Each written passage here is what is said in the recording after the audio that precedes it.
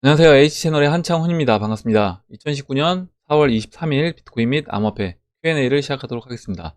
먼저 댓글로 좋은 의견과 질문, 정보 공유해주신 분들에게 감사 말씀드리고, 오늘 이제 Q&A 들어가기 전에 제가 이제 지난 주말에 여러분들한테 설문조사 진행했던 부분을 한번 보고 Q&A 들어가도록 할게요. 일단 설문조사 결과는 1200분이 투표를 해주셨고, 단톡방 필요 없다, 이대로가 좋다가 35%로 가장 많이 차지했습니다. 그리고 카카오톡 17, 텔레그램 14, 카카오톡 텔레그램 둘 다 4%, 단톡방 대신 지난번 라이브 방송에서 소통하는 것처럼 31%가 나왔습니다. 그래서 일단 단톡방은 만들지 않기로 결정을 하고요. 이대로 이제 진행을 하도록 하겠습니다. 그리고 라이브는 제가 특별한 어떤 이벤트가 있을 때만 진행을 하도록 할게요. 정기적으로는 진행을 하지 않고요. 이렇게 하도록 하겠습니다. 그리고 몇 가지 이제 의견들, 좀 여러분들 공감을 많이 한 의견들만 보도록 하겠습니다. 한용수님이 단톡방 몇 군데 들어갔는데 결국 다 탈퇴했습니다. 김승민님, 현행 유지하시다가 중요한 뉴스나 속보, 급락 등 급등 상황 시에만 실시간 방송해 주시면 좋겠습니다. 만약에 뭐 급박한 상황이 와서 실방을 라이브 방송을 해야 된다, 그런 상황이 있다라고 하면 그때 라이브 방송을 하도록 할게요.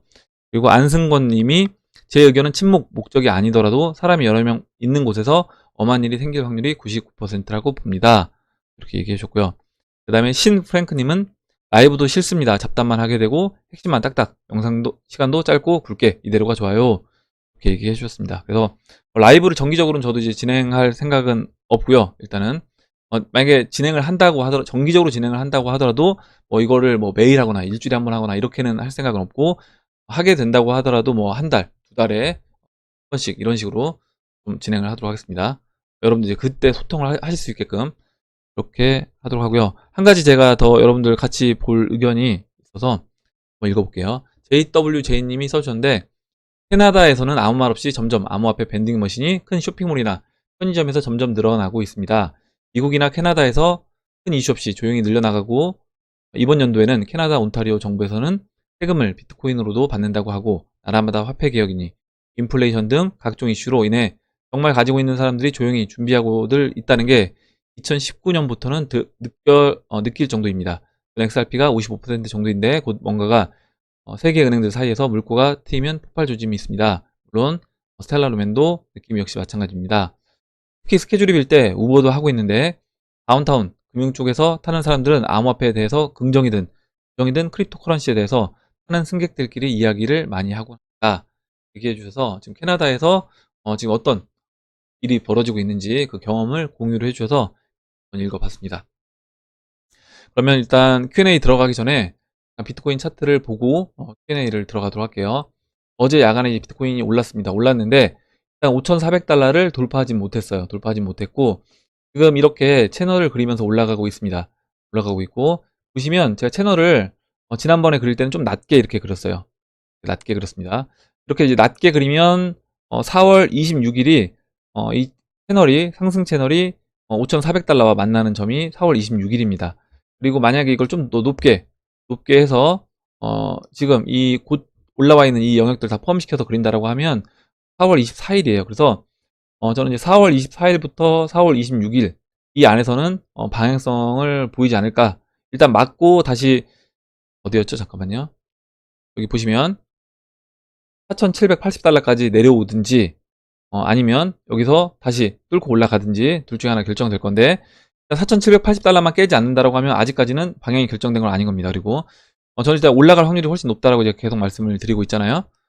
보시면 지난번에 4,200달러 돌파하기 전 이때 모습도 이제 이와 같은 패턴대로 이제 진행이 됐습니다. 그래서 이 패턴 이때 보시면 조금씩 저점을 높이면서 중간중간에 이제 급락이 한두 차례씩 나와주고요. 한두 차례씩 나오면서 꾸준히 저점을 높였습니다. 높이다가 그 저항까지, 4,200달러 저항까지 딱 그 상승 채널이 맞물려서 떨어졌을 때, 그때 돌파하면서 이제 올라갔어요. 그렇다라고 하면 이번도 저는 이제 그와 같은 모습으로 진행될 확률이 높다. 예, 비트코인 차트는 여기까지 설명드리고, 그럼 이제 Q&A로 바로 들어가도록 할게요. 예, 오늘 Q&A는 순서대로 진행하지 않고 여러분들한테 먼저 보여드릴 내용을 좀 뽑아서 진행을 하도록 하겠습니다. 그럼 송기봉님이 써주신 내용을 먼저 보도록 할게요.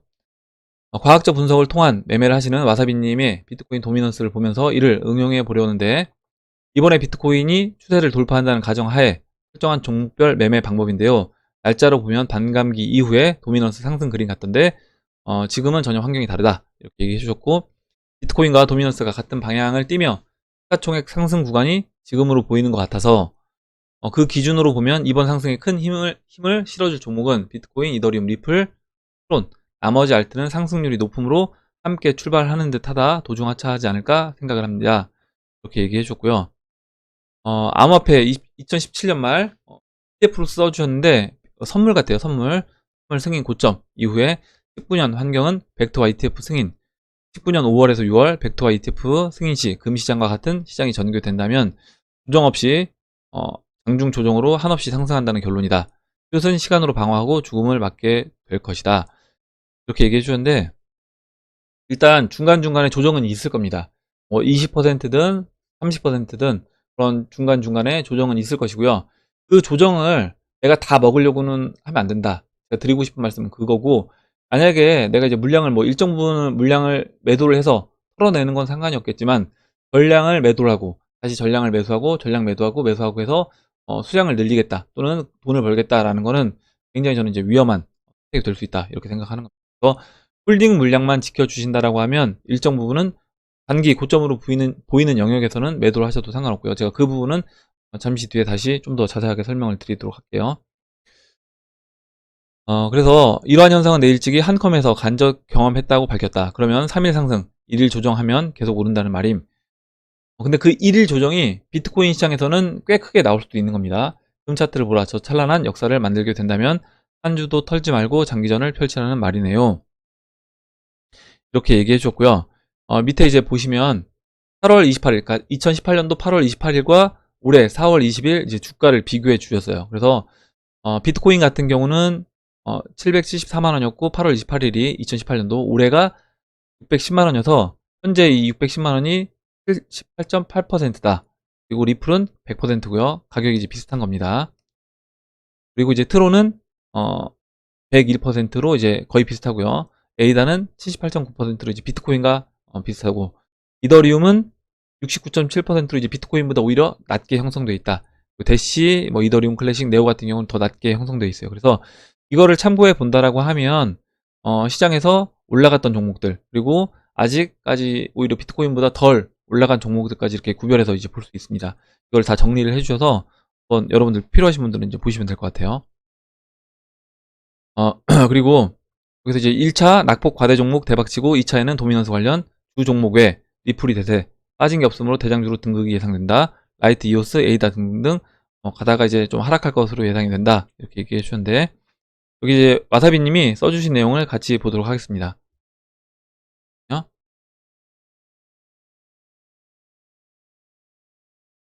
일단 반감기 전이라고 하더라도 올해는 벡터와 ETF 승인 여부에 따라 조기 대상승장이 올 수 있다고 보고 있고, 그에 따른 대응이 필요할 듯 합니다.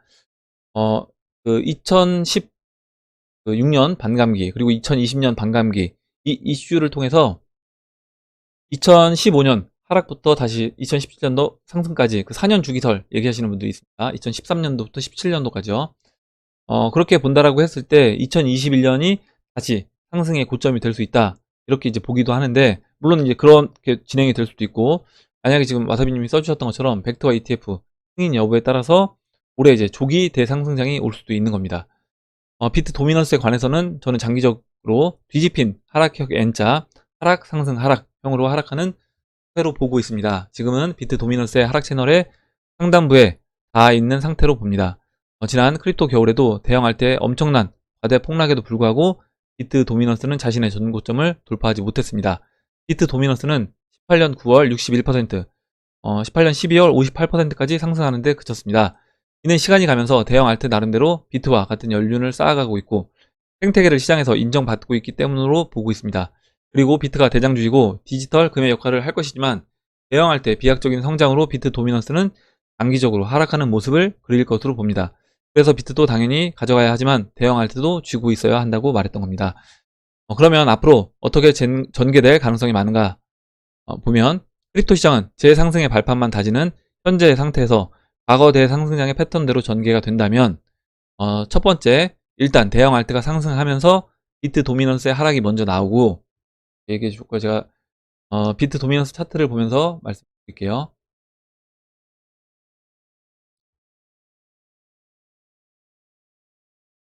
비트 도미넌스 차트를 보면 그 죄송합니다. 2017년도 초반에 비트 도미넌스가 이제 95%, 90%대를 유지해주다가 급락이 나왔습니다. 그래서 아까 방금 전에 이제 와사비님이 N자형 하락을 할 것이다 얘기해주신 게 이렇게 이제 보시면 될 것 같아요.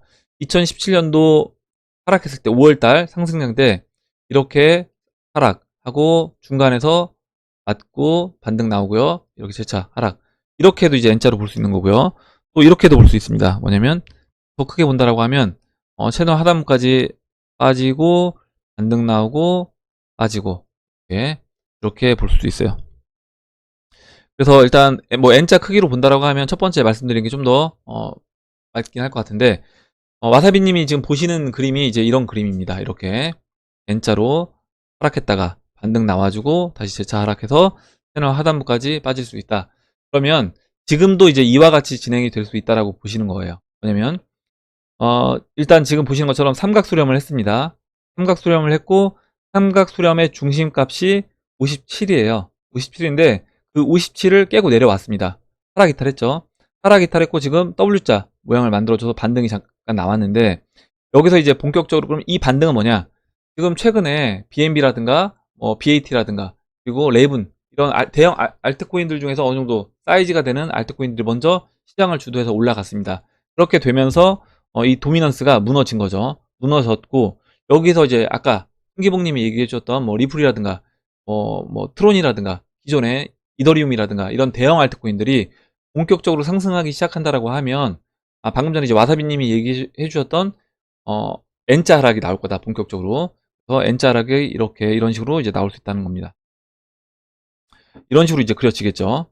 이런 식으로 이제 그려질 것이고, 이렇게 됐을 때 보시면 처음에 도미넌스가 하락을 하면서 대형 알트코인들 시장도 상승하면서요, 대형 알트코인들이 치고 먼저 가고요.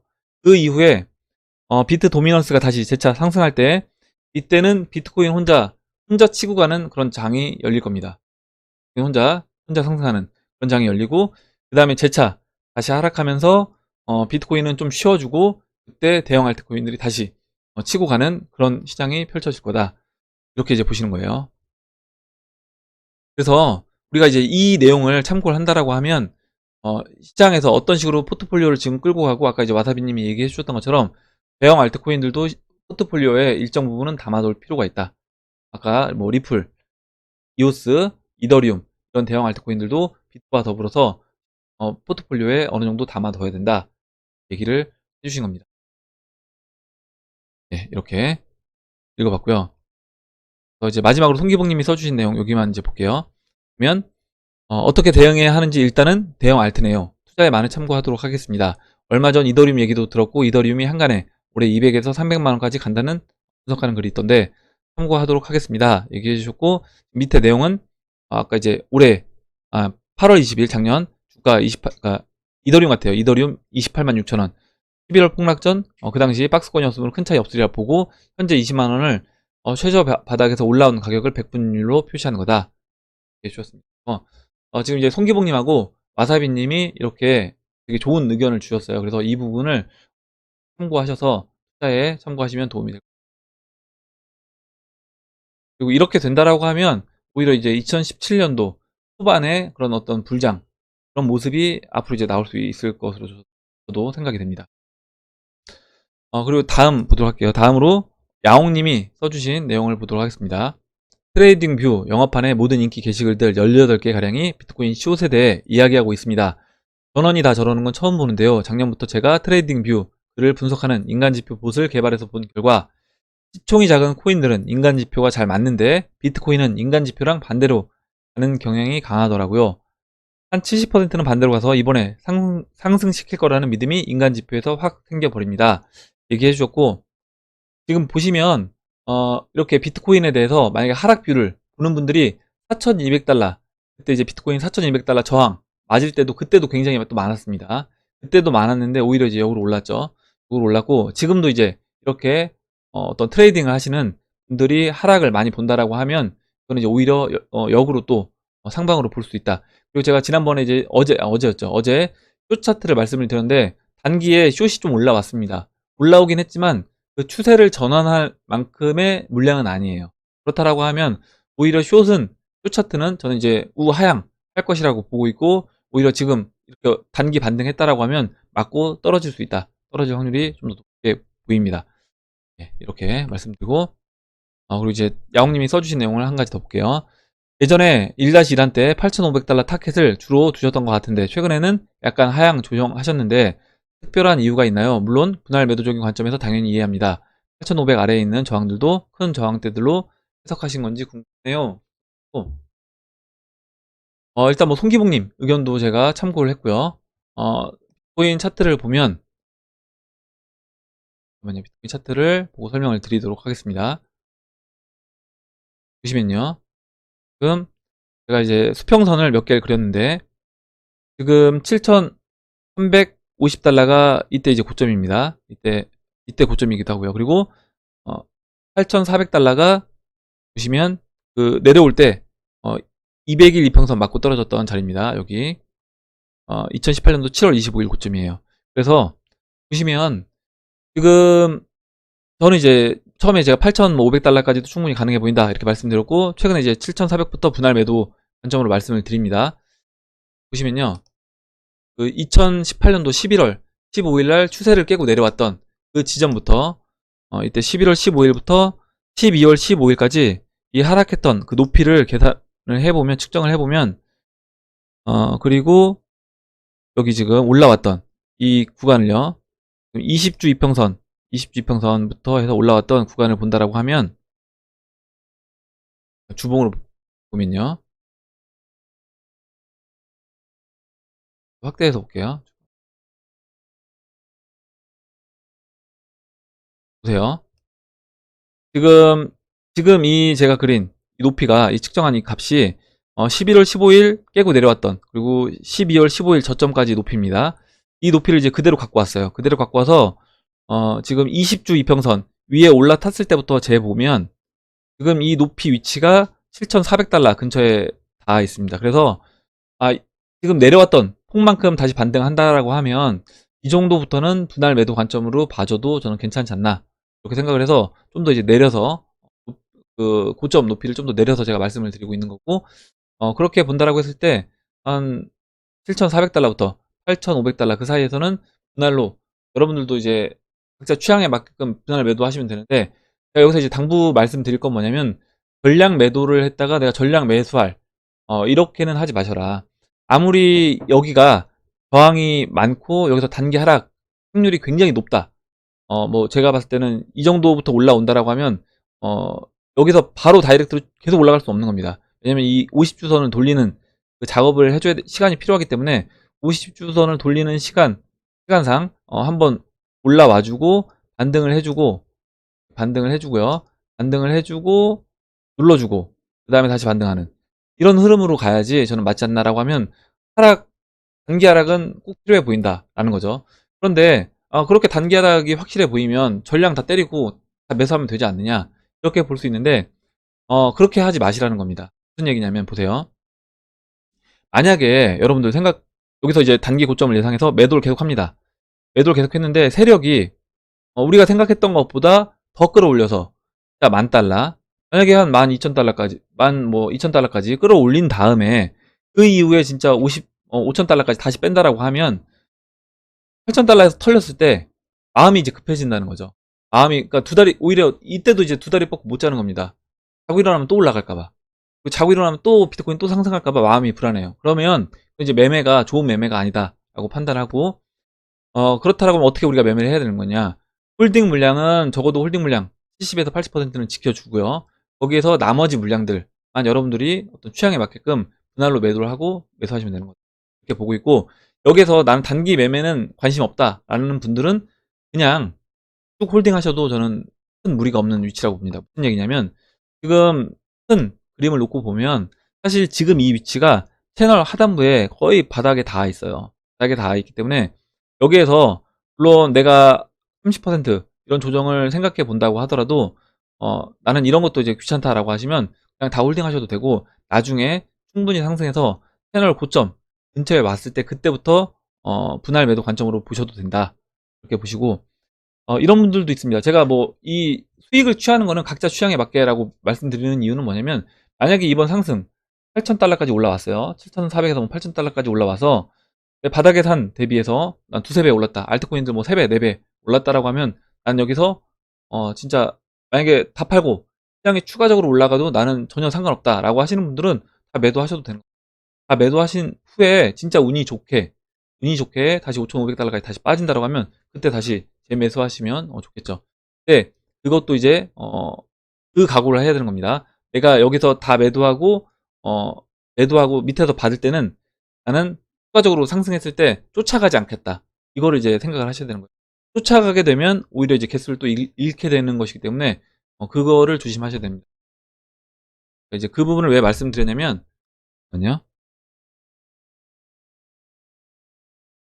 쿠카스테님이 써주신 내용을 보도록 하겠습니다. 상승장에 깡통 된다는 게 뭔지 확실하게 알게 됐습니다. 400만원대 산 비트가 올라서 익절한답시고 내리고 팔고 다시 타려고 했더니 결국 코인만 털렸네요. 현금이 더 많아지긴 했는데 결국 폭락하지 않는 이상 같은 싼 가격대로 사지 못하니 털리고 마네요. 이게 이제 왜 이런 현상이 벌어지냐면, 우리가 분명히 이제 매도를 합니다. 매도를 하고 빠질 걸 예상해서 매도를 했죠. 매도를 했는데 예상과 다르게 올라가요. 올라가게 되면 내 예상이 틀렸나 생각을 하고 이제 기다립니다. 기다리는데 계속 올라가면 이제 마음이 급해져서 다시 탈 수밖에 없게 되고, 그렇게 됐을 때는 원화로는 금액은 늘어나 있습니다. 왜냐면 400만 원에 샀다가 600만 원에 팔고 600만 원에서 다시 비트코인 700만 원일 때 600만 원 가지고 비트코인을 사기 때문에 원화는 올라 있죠. 원화는 올라와 있지만 비트코인 개수는 처음에 1개에서 뭐 0.95개로 준다던가 뭐 0.9개로 준다거나 이런 식으로 비트코인 개수가 줄어들게 된다. 그래서 이제 그 부분을 이제 국카스님이 얘기해 주신 거고, 만약에 내가 정리를 할 때는 나는 다시 밑에서 어, 빠져서 받으면 밑에 내가 이제 매도를 하고 밑으로 빠지면 사겠지만, 그렇지 않다라고 하면 난 굳이 안 사겠다, 이런 마음으로 하시는 게 저는 좋다는 겁니다. 만약에 매도를 한 다음에 막 올라가는 코인들을 참지 못하고 추격 매수해서 살 것 같으면 차라리 저는 매도를 안 하는 게 차라리 나은 거죠. 이제 그 부분을 국카스님이 얘기해 주신 거고, 이제 더 떨어지면 추매만 하고 더 이상 팔지 않으려고 합니다. 전고점 오면 50% 털고 채널 상단 도달하면 10%만 남기고 다 털려고 합니다. 그래서 우리가 매도를 할 때 항상 홀딩 물량을 지켜주면서 매도를 하시는 게, 저는 그래서 여러분들한테 말씀을 드리는 겁니다. 네, 이렇게 보고 오늘은 여기까지 하도록 할게요. 여기까지 하도록 하고, 제가 나머지 영상들은 오후에 영상은 다시 순서대로, 시간 순서대로 정리를 해서 말씀을 드리도록 하겠습니다. 오늘 나온 얘기들 중에 여러분들 의견 그리고 궁금하신 거, 같이 이야기해보고 싶은 정보 있으시면 정보를 공유해 주시면 이야기해보는 시간을 가져보도록 하겠습니다. 네, 영상이 도움이 되셨다면 좋아요와 구독 버튼 그리고 알림 정 버튼을 눌러주시고요. 지금 이메일로 여러분들 주소하고 연락처를 보내주고 계십니다. 그 이벤트 당첨자분들 연락처를 보내주고 계신데 아직도 이제 많은 분들이 안 보내주셨어요. 그래서 다시 한번 보내주시고, 제가 그 이메일 답장 보내주시는 부분에 대해서 제가 답장을 다 써드리지 못한다는 점을 이해해 주시기 바랍니다. 네, 그럼 이상으로 영상을 마치도록 하겠습니다. 네, 감사합니다.